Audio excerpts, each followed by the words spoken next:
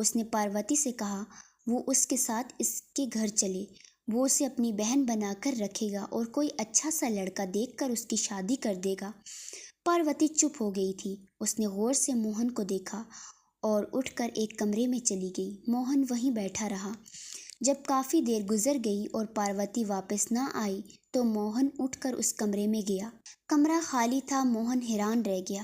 پاروتی اس کے سامنے اس کمرے میں گئی تھی اور باہر نہیں نکلی، نہ ہی اس کمرے میں کوئی اور دروازہ نظر آ رہا تھا۔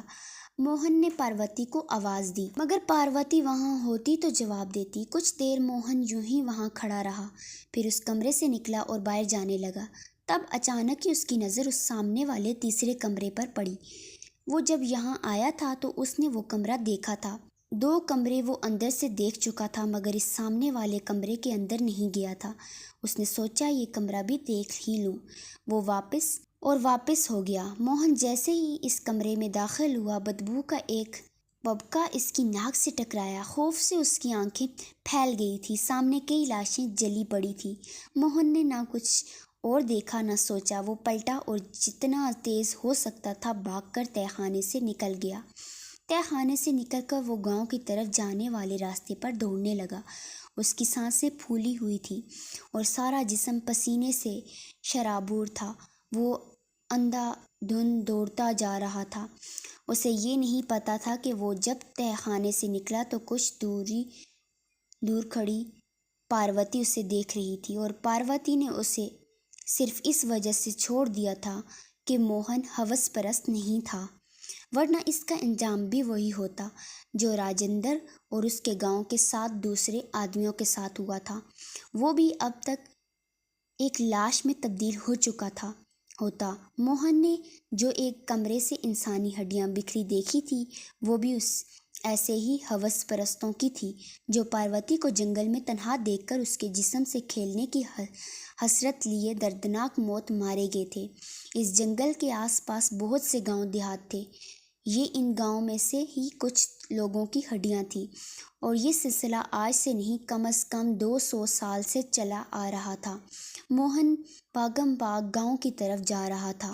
وہ جلد از جلد یہ بات لوگوں کو بتانا چاہتا تھا۔ پاروتی کے ہاتھوں بچنے والا موہن پہلا انسان نہیں تھا۔ اس سے پہلے بھی کئی ایسے لوگ پاروتی نے صرف اس لیے چھوڑ دیے تھے کہ وہ عورت کو صرف ہوس پوری کرنے کا ذریعہ نہیں سمجھتے تھے، بلکہ اس کے ہر روپ کی قدر کرنا جانتے تھے۔ وہ روپ چاہے ماں کی صورت ہو، بہن کی، بیٹی یا پھر بیوی کی صورت۔ آج موہن نے بھی پاروتی کا دل جیت لیا تھا۔ اسے اپنی بہن بنا کر رکھنے کی بات کر کے موہن گاؤں پہنچا تو پسینے سے شرابور ہانپ رہا تھا۔ وہ ابھی بھی ہر چیز سے بے نیاز، بس گھر پہنچنے کی فکر میں جتنا ہو سکتا تیز چل رہا تھا۔ آنے جانے والے لوگ حیرانی سے اسے دیکھتے تھے۔ 1-2 نے اس کی حالت دیکھ کر تجسس سے اس سے پوچھا بھی تھا کہ کیا ہوا، وہ کیوں ایسی حالت میں ہے، مگر موہن جیسے گنگا ہو گیا تھا۔ کوشش کے باوجود بھی اس کے منہ سے آواز نہیں نکل سکی تھی۔ شاید خوف نے اس کی قوت گویائی چھین لی تھی۔ وہ لوگوں کے سوالوں پر بھی رکا نہیں تھا، سیدھا گھر آیا تھا۔ گھر میں داخل ہوتے ہی اس کا حوصلہ جواب دے گیا۔ صحن عبور کرتے ہی وہ گر پڑا تھا۔ اس کی بوڑھی ماں اور بیوی اس کی حالت دیکھ کر پریشان ہو گئی تھی۔ وہ بھاگ کر موہن تک پہنچی تھی۔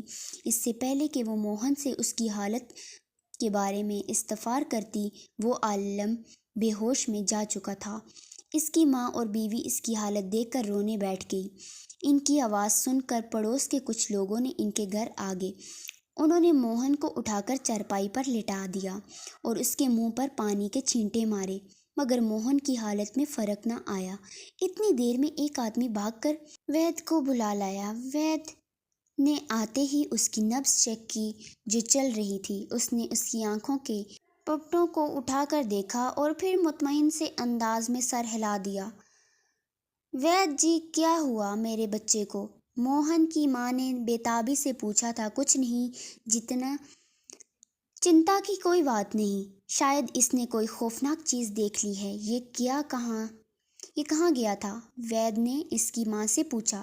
مجھے نہیں پتا وید جی، یہ کہاں سے آیا ہے؟ موہن کی ماں نے لا علمی کا اظہار کیا۔ वैद इनको तसल्ली देकर चला गया। लोग भी अपने अपने घरों को चले गए। मोहन की माँ और बीवी उसके पास बैठ गई।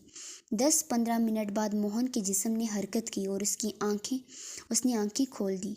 पानी इसके मुंह से निकलने वाला पहला लफ्ज़ पानी था। इसकी माँ बेताबी से आगे बढ़ी और उसे पानी पिलाया।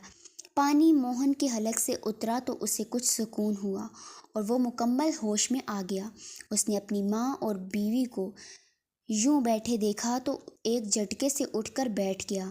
मैं घर हूँ? उसने हैरानी से इधर उधर देखा, जैसे इसे यकीन ना हो कि वो अपने घर में है। शायद उसके जहन से अभी तक तहखाने का वो मंजर नहीं उतरा था। बेटा, क्या हुआ था तुम्हें? उसकी माँ ने प्यार से उसके सर पर हाथ फेरते हुए मोहन से पूछा। यही सवाल उसकी बीवी ने भी किया था। उसने इन दोनों को देखा। कुछ देर वो इनको देखता ही रहा, जैसे फैसला कर रहा हो इनको बताऊं या ना बताऊं।